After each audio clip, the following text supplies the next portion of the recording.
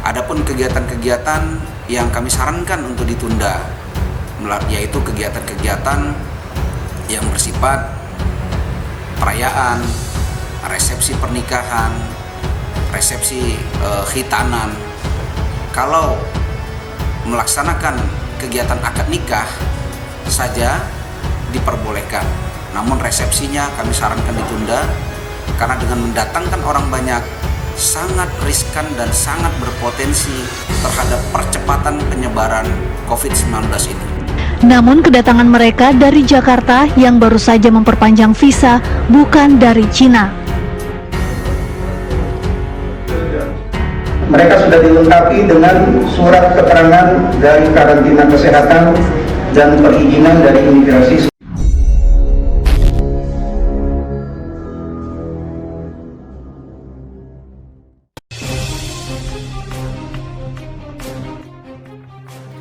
Warga punya hajatan dibubarkan, tetapi TKA Cina masuk dibiarkan. Ketua Presidium Indonesia Police Watch atau IPW Neta Espani menyoroti masih adanya tenaga kerja asing asal Tiongkok yang leluasa masuk ke Indonesia di tengah pandemi virus corona. Yang terbaru adalah kabar soal lolosnya seorang TKA Tiongkok hingga masuk ke Muara Pawan, Ketapang, Kalimantan Barat. Ini sangat ironis, wong warga dari Malang saja hendak menghadiri hajatan keluarganya di Blitar berhasil dicegat petugas dan diminta kembali. Kok ya TKA Cina jauh-jauh dari RRC bisa masuk hingga ke pedalaman Ketapang, kata Neta pada Minggu 29 Maret 2020. Mantan wartawan itu menjelaskan TKA Tiongkok itu masuk ke Ketapang pada 24 Maret 2020. Selanjutnya TKA itu langsung bekerja di salah satu industri di Muara Pawan. Neta menegaskan bahwa masuknya TKA Tiongkok ini membuat warga sekitar resah. Mereka lalu melapor ke Polsek Muara Pawan. Pada 26 Maret 2020, Kapolsek Muara Pawan Ibda Bagus beserta tokoh masyarakat lantas mendatangi pabrik tempat TKA Tiongkok itu dipekerjakan. Saat itu pula Ibda Bagus bertindak tegas. Neta menjelaskan Ibda Bagus langsung meminta TKA tersebut meninggalkan Ketapang. Akhirnya perusahaan yang mempekerjakan TKA itu sepakat memulangkannya pada 20 Maret 2020 lewat Bandara Rahani Osman Ketapang. Sikap Kapolsek ini patut diapresiasi dan diacungi jempol. Berbeda dengan sikap Kapolda Sutra yang meloloskan TKA Cina masuk ke Kendari yang hingga kini masih bekerja di daerah tersebut, jelas Neta.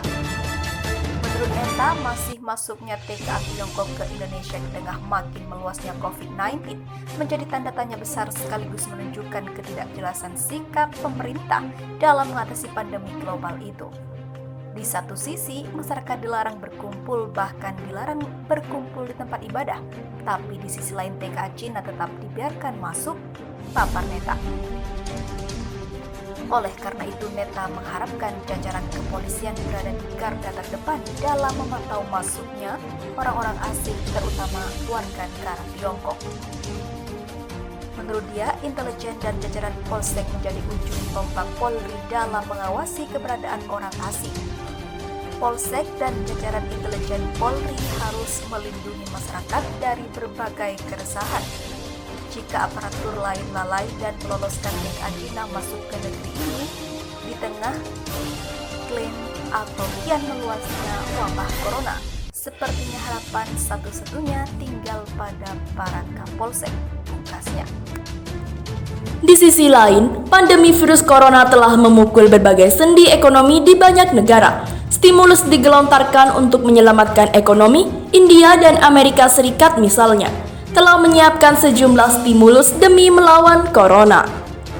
India mengumumkan paket stimulus ekonomi senilai 1, triliun rupiah atau senilai 22,5 miliar US dollar pada hari Kamis 26 Maret 2020. Dana itu digunakan untuk membantu jutaan rumah yang berpenghasilan rendah saat menghadapi lockdown selama 21 hari karena virus corona.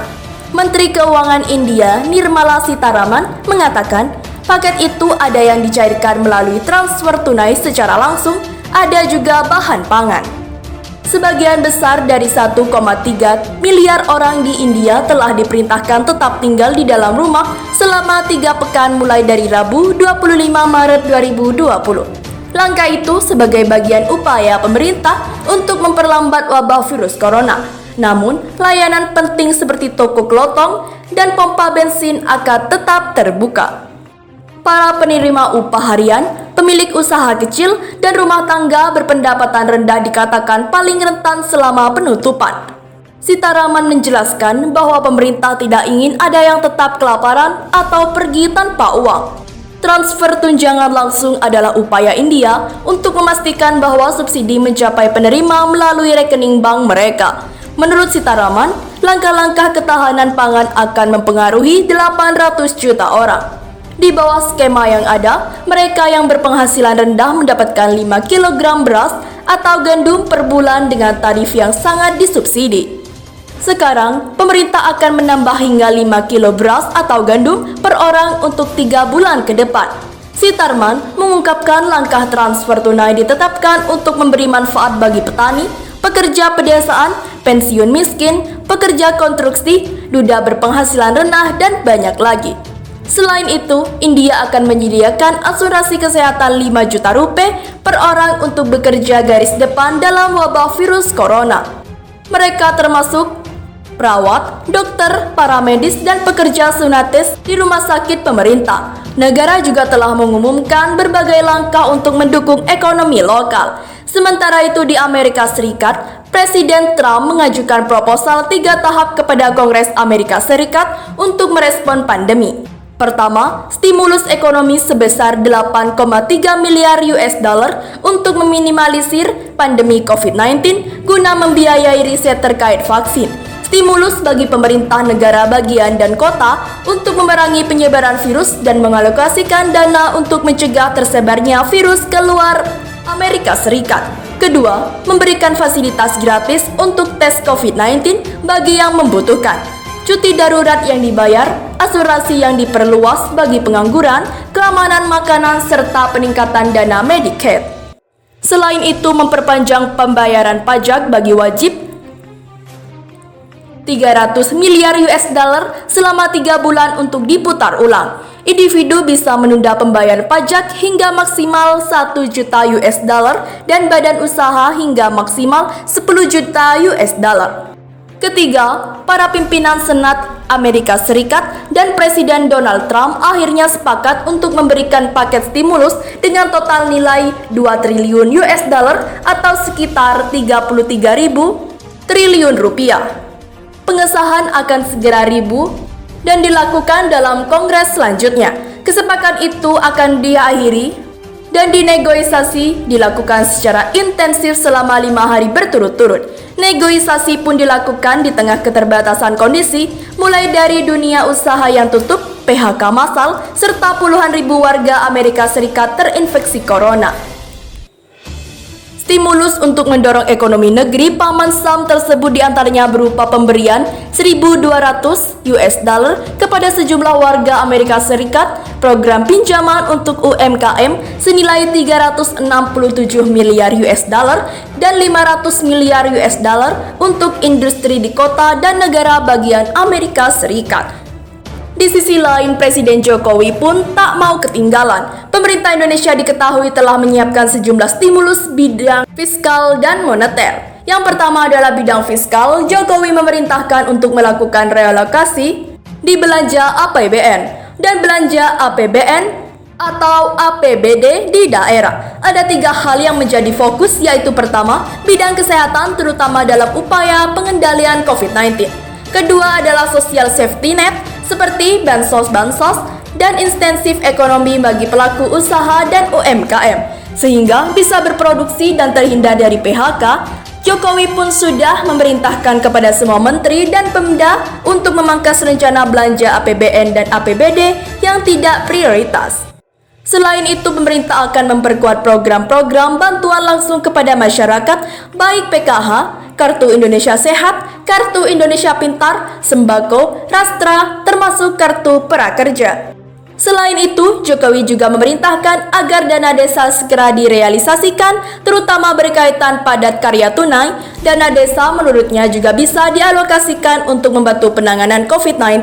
Terakhir, realokasi anggaran difokuskan untuk membantu intensif ekonomi bagi pelaku usaha, khususnya UMKM dan sektor informal. Yang kedua adalah moneter. Di bidang moneter, Jokowi meminta sinergi kebijakan kepada otoritas, baik pemerintah pusat dalam hal ini Kementerian Keuangan dengan BI, OJK, LPS. Jokowi meminta para stakeholder untuk memastikan ketersediaan likuiditas dalam negeri, memantau setiap saat terhadap sistem keuangan dan imigrasi keuangan komprehensif sedetail mungkin. Terakhir, di bidang perbankan, Jokowi juga meminta para OJK untuk fokus kepada kebijakan stimulus ekonomi yang memberikan kemudahan dan keringanan ekonomi kepada kelompok terdampak, UMKM dan sektor informal sehingga produksi berjalan dan tidak ada PHK. Seperti diketahui, OJK telah mengeluarkan kebijakan stimulus ekonomi bagi debitur, termasuk debitur UMKM yang terkena dampak COVID-19. Selain itu, untuk penyaluran kredit usaha rakyat, Jokowi juga meminta agar lebih diintensifkan lagi dan dieksekusi sebanyak-banyaknya. Saya minta dukungan seluruh asosiasi usaha, kelompok profesi, serikat buruh, serikat pekerja, himpunan nelayan, dan petani untuk bersama-sama bergotong royong menghadapi tantangan ekonomi saat ini dan ke depan, ujarnya.